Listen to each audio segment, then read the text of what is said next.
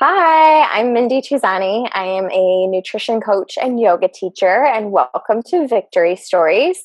And I'm here with Dr. Hannah Anderson. She is a chiropractor at Back in Line in Cedar Rapids. So, hi, Hannah. Hello. I am a chiropractor in Cedar Rapids. I actually specialize in pediatrics and prenatal care. So that's kind of who I'm seeing all day. Most of the time, I'm either doing adjustments in treating small children, babies from even, birth, the day after birth, treating mom beforehand, or I'm doing a lot of lab testing, so nutrition testing or food sensitivities, things like that. And I kind of started, I guess, because I started going to chiropractic school just because it made more sense to me, the idea of being able to prevent illness instead of retroactively treating it, and really trying to get to the true cause of things instead of just trying to cover up symptoms and things like that. So it was really attractive to me. And then I started to focus on pediatric care because I really thought it was interesting how often people said, we did this and this with our kids and they turned out fine. And often, even my own parents fell into that, but often, kids don't turn out fine when you kind of think of all the bumps and things they go through along the way.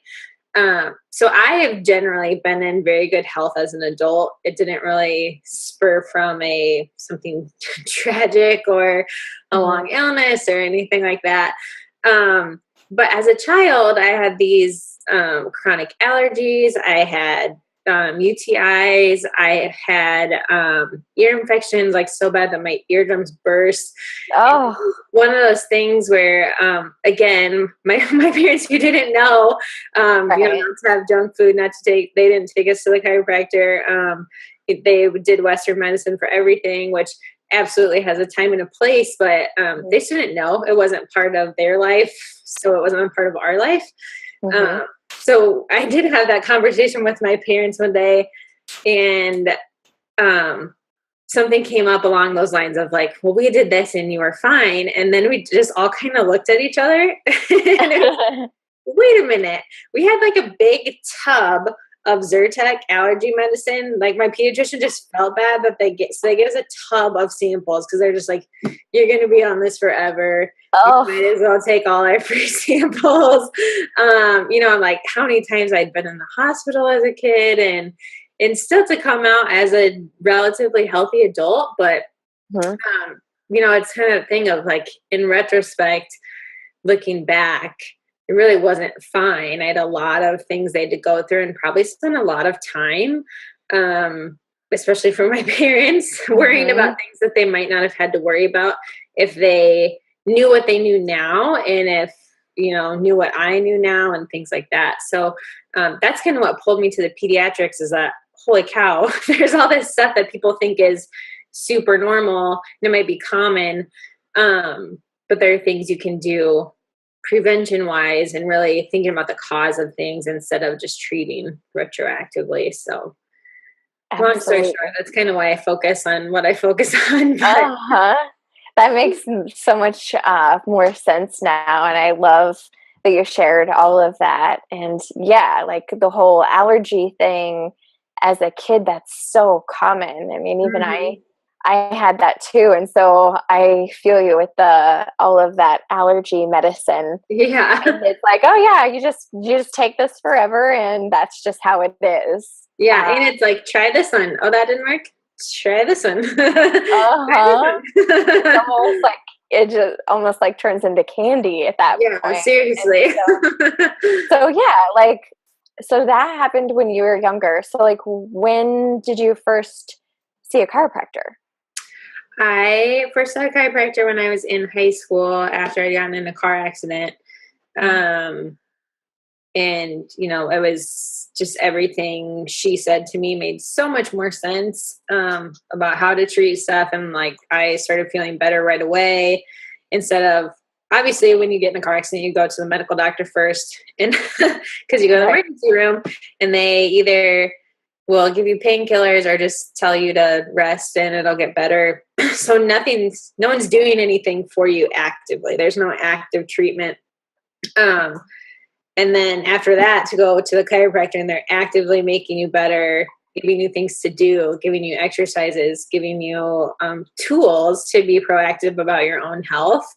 And I think that even as a high schooler, seeing that personal responsibility part, like, oh, I'm responsible for getting better, as opposed to someone else is going to make me better. Like, I'm just going to wait for them to tell me it's okay that I can be better now.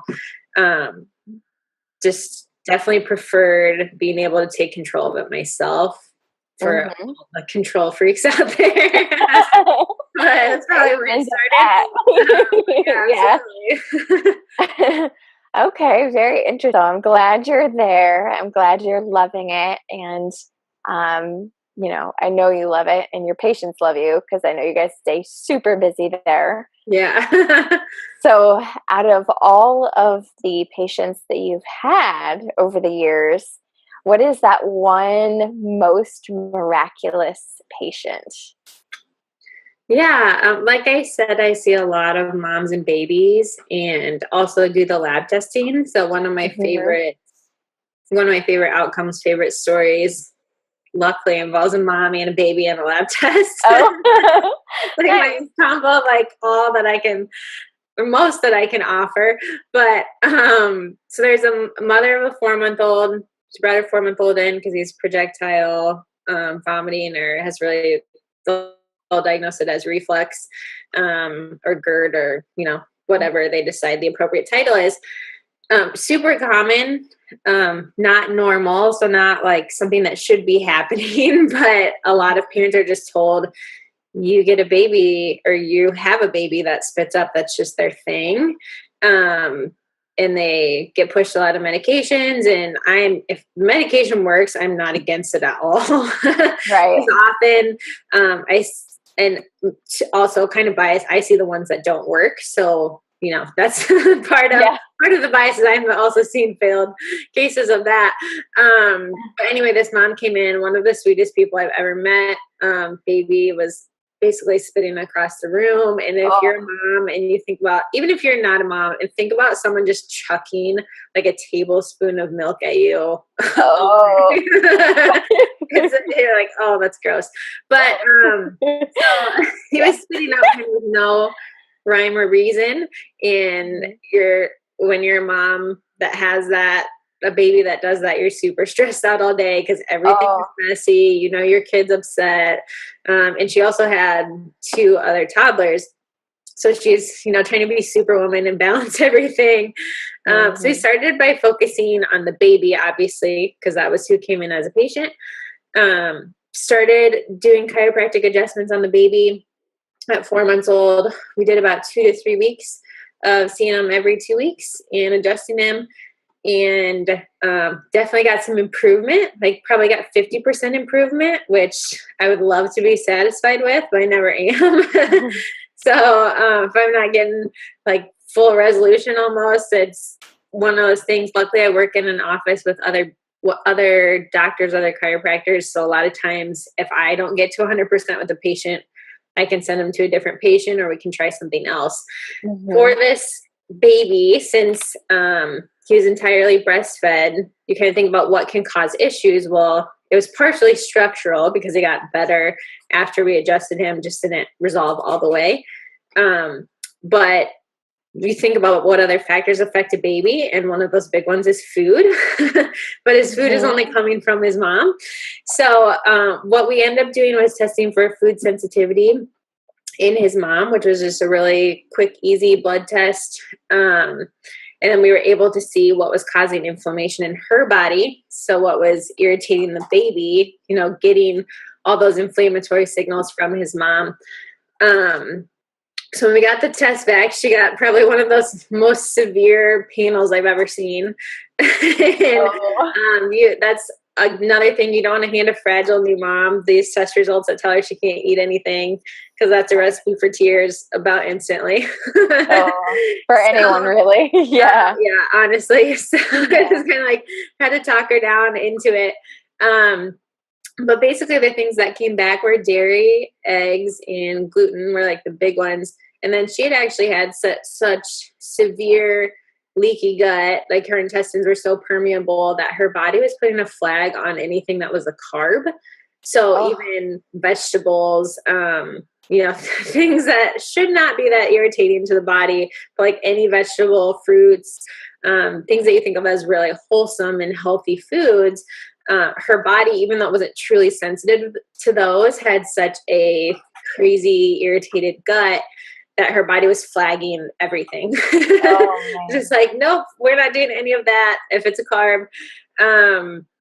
So we went through and worked with her to remove all of her foods, the ones that were basically protein based, so like the eggs and the dairy and anything that was not considered a carb. And then with the carbs, we really rotated them on 4 days. So if she ate something on Monday, she didn't eat that again until Friday. And she was very compliant and awesome. And I would say probably 2 weeks after, baby stopped spitting up completely, which was like the hallelujah moment. Yeah. But she was also like, by the way, I've lost 15 pounds, Whoa. which is never our goal. But when you think about how she just had inflammation in her body, just carrying water weight from all these foods that were irritating her. And then my favorite part was at the end, her other 2 kids were coming in with her. And she said, well, if I'm going to go egg, dairy, gluten-free, my family's going to do it, which is great. She had this support of her husband and her kids. But one night at dinner, her son, I'm guessing 4 or 5 years old, said, Mom, I really like this new milk. It doesn't make my belly's not on fire when I drink it. So her often food sensitivities can be hereditary. And so her oldest son was having heartburn as a 4 or 5-year-old and wasn't telling anybody. Oh my gosh. Kind of crazy. And so because she was able to make this switch, not only was she feeling better, baby's feeling better, older brother's feeling better from something they had no idea. He could have had, heartburn for years and was not saying anything. He didn't like drinking milk. Wow. No, that's why. That's amazing. Yeah, That so is that's quite kind a of story. a big case because you end up affecting 3 people instead of 1 when that was, bonus. Bonus. Yeah. Bonus, quadruple bonus. That's Yeah, huge. exactly. Wow. So probably my favorite. So as of late. Yeah, that is amazing.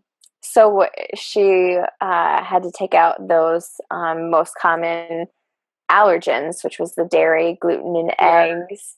And then you said she was also having problems with carbs. Like, were there any foods in particular, if you remember, that she was just eating all the time? Well, that's kind of like gluten, dairy, and eggs come up most often is because they're in everything. I mean, think about anything baked probably has all 3. Yeah. So, a lot of people don't really think of, and gluten-free is such a fad now that that's pretty common and pretty easy for people to avoid, but they ignore the eggs and dairy are almost just as common because you're getting them every day, and our bodies just didn't evolve to eat the same thing 3 meals a day for every day. We evolved on over 200 species of plants and animals that were in a rotation.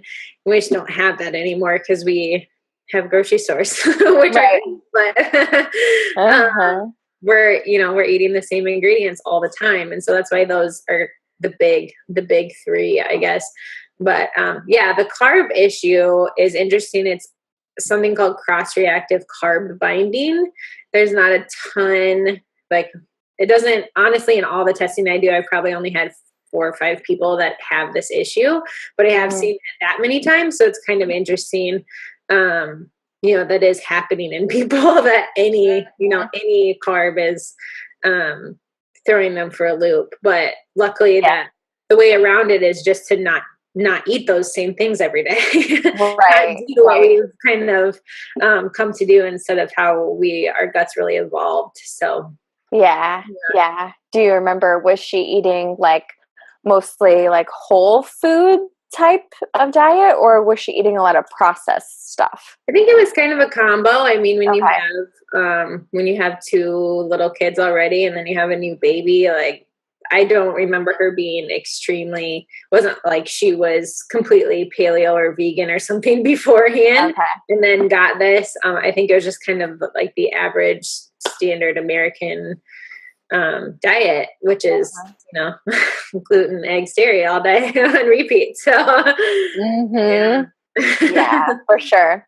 Were there any specific supplements or any tools or products that you specifically recommended to help like speed up her healing besides removing all of those food triggers? Yeah, so generally when someone has that irritated of a leaky gut, um, we'll start with at least a digestive enzyme, which is something that helps break down the particles of food into smaller pieces so that you absorb them easier. And then follow that up with a probiotic afterwards. So those are Mm-hmm. kind of the go-to. Some people have found that adding glucosamine in really helps heal that gut lining as well. So it kind of depends on how far the patient is willing to go. But I absolutely start with a digestive enzyme and a probiotic because we're making anything offensive smaller and easier with the Mm-hmm. enzyme, and then we're just repairing that gut lining with the probiotic. So yeah, super Mm-hmm. important to have that extra care in there for faster, something active that the patient can be doing also to Yeah. take responsibility for their healing. Kind of like I mentioned earlier, that's what I really like is when it's up to the patient, they can take it as far as they want to.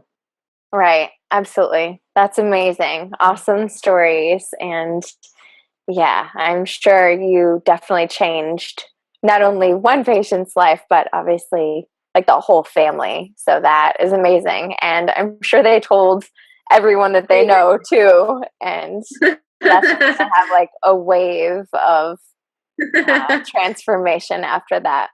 Yeah, I hope so. So I know you probably have a lot of healthy practices that you do personally, and then also some things that you recommend for your patients as well. So, what would be your top Mhm. 3 tips of what I like to call living a victory life? So Thanks. I think a lot of my tips would have to more so do with your mindset about health. Hmm. So one for sure is that, things that are common don't actually have to be normal or aren't normal. So a lot of people, especially in a chiropractic clinic, will show up and say, well, I have a headache every day. It's just a thing that I go through. I'm actually here so you can fix my shoulder or something. But they just kind of accepted that they're a headache person. That's just a thing, or like they don't sleep and that's common. So not confusing common and normal, and just being aware that you can investigate, even though someone might tell you, oh, that's normal. They probably mean, oh, that's really common. So not to accept that as your fate, I guess, if you have Hmm. a common issue. Yeah. One of the other things, according to just mindset again, and I don't know if you've read this book, Mindy, but if you've ever read Mind Over Medicine, Uh-huh. have you? But that is it I up there? oh, not that one. Mind over medicine. I think that one's in my Kindle actually. But But yeah, yes. so that I like honestly changed how I viewed a lot of eating, just eating and health in general. Lisa Rankin is a medical doctor that studies the placebo effect.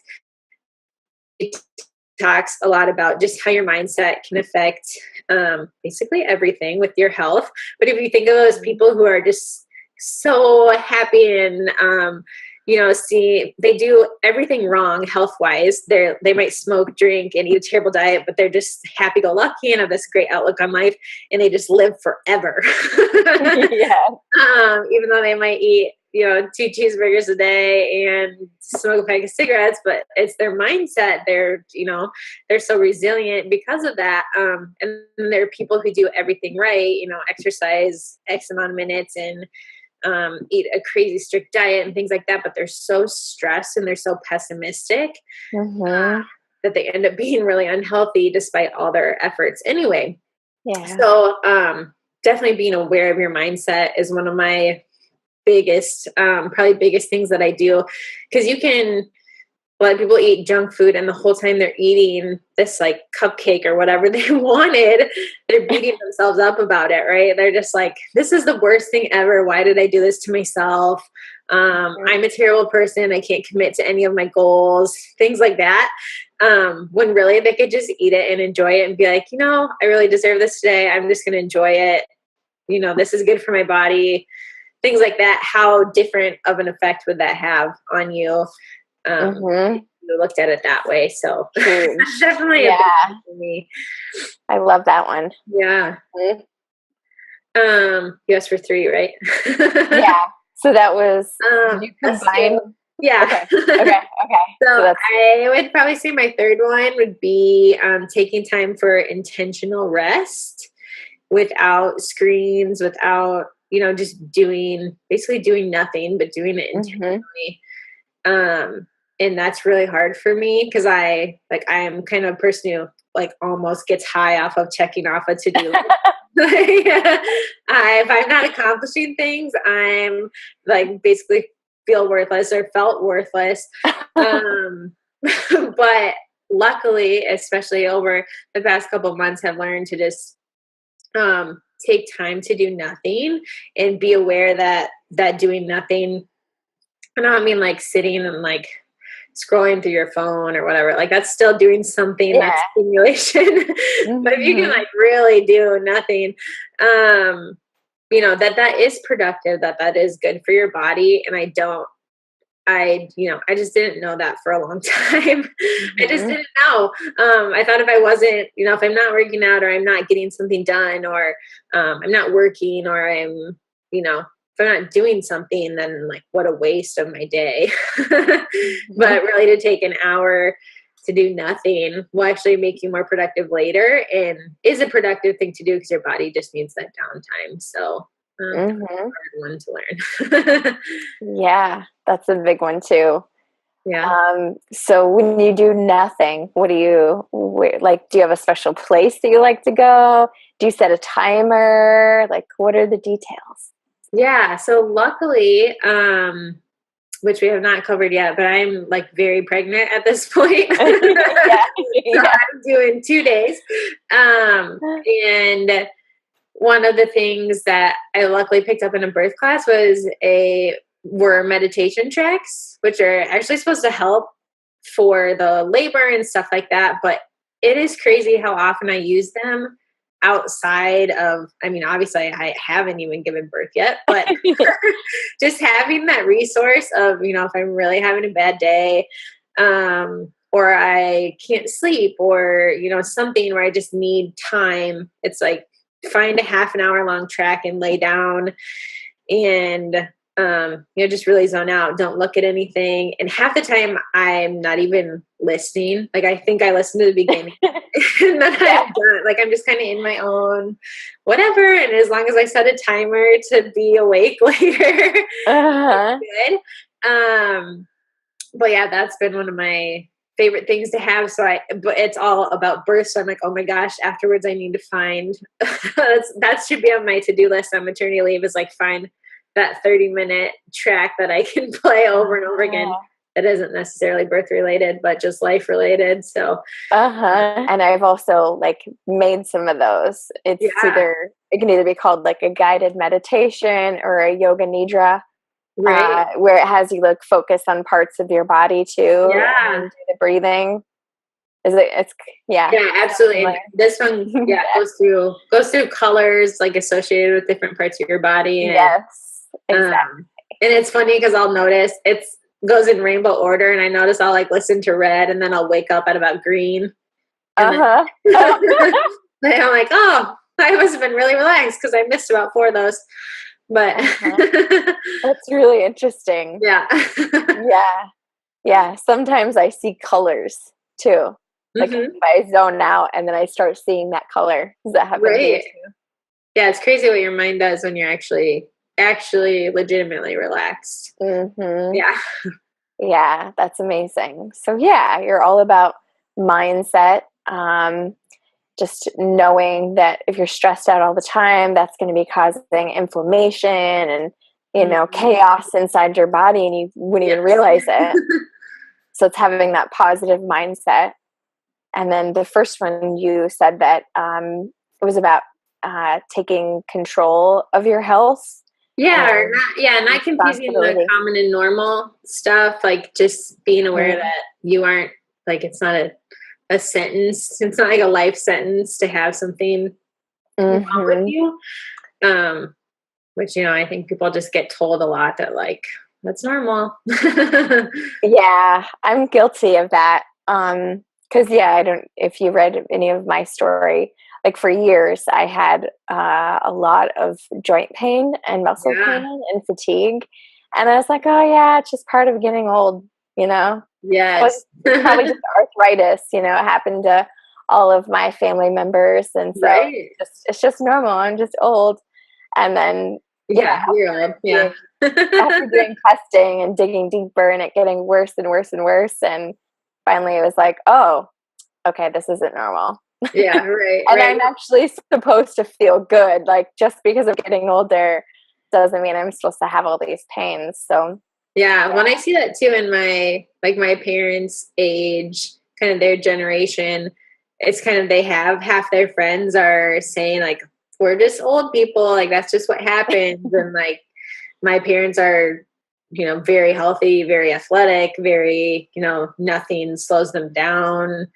And they have all these friends that are just on lists of medications that are, might as well be homebound for how dramatic they are about their health and all the things that are wrong with them. And and my parents are, working out like crazy, and not because they're, not for some crazy weight loss goal or anything, but just because they can and they feel better, and it makes them more productive, and they're going at a super high speed. So yeah, I definitely even see that in their friend groups. I kind of laugh every time I'm around them, and one of them somebody else says, oh, it's just because we're getting old. And I can like feel my parents' eye rolls, even though they don't happen, but outwardly, if I can feel the inward eye roll. Yeah. Yeah. Oh, yeah, one of those things. But yeah, I'm really glad you mentioned that, because it is like, it's such an awareness for people to know. Like, they don't have to accept that, and they can dig, and they can do testing, they can do, holistic treatment like chiropractic to get, to a better place of feeling and actually living instead of just surviving. Right. Dr. Hannah, what else are you up to? What else are you doing? Yeah, so outside of the clinic, I co-founded and co-own a company called Well Labs. You can find us online at mywelllabs.com.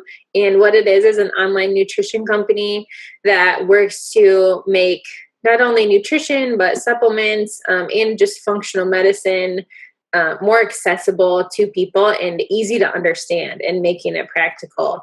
So we really take big topics, big functional medicine topics that are very complex, and try and break them down and make graphics for people and things like that, so the average person can really understand it and understand how their body works. And the company at the same time, any proceeds from our supplements and our nutrition end up going back to kids in need who can't afford lifestyle medicine. So whether it's stress counseling or cooking classes or things like that, we give back part of our proceeds to do that, so that we can grow these healthy kids that'll make healthy adults and keep that cycle going. So. That's amazing. I love that. You are so talented and so caring and so sweet. And I'll definitely add that I'm a fan of Well Labs. And so I have my favorite is the probiotic complete, because I have not been able to find one that is as efficacious as this one. And then my other favorite, real quick, is that Develops, where I can store all of my supplements in there. So when I'm on the go, I can always take, my digestive enzymes before meals. And if I need any fish oil or anything, or turmeric or whatever throughout the day. I have that there, and it like looks cute. Where as like before you guys made that, I was carrying around like plastic baggies, and it just or pill, like an old person pill case. Oh yeah, I did have one of those too. Well, it's part of making nutrition and functional medicine applicable to people is you have to make it easy, because think about everyone's lifestyle. I mean, I'm sure you see it even more now, making the switch from the Midwest to the East Coast. Oh. Everyone's probably on a way faster speed. And so you have to make it convenient, or, a lot of people won't follow through because they just can't. It doesn't fit into their day. So using something like the Dollop, which is actually a super cute makeup case, has room for your supplements and your nutrition, is just one of those ways that you can work it in. So yeah, absolutely. Yeah, I love it. You guys are so clever. And everything that you shared with us was absolutely amazing. And I'm super grateful that you took the time out of your busy life. No, thanks for having me. Yeah, thank you so much. So for the viewers, whoever's watching, all of you that are watching, thank you so much for joining. And thank you again, Dr. Hannah, for joining us. And you can find the My Well Labs in the link in the show notes. And then Back in Line, you're in Cedar Rapids. So I'll have that in the show notes as well. Yeah. So thank you so much.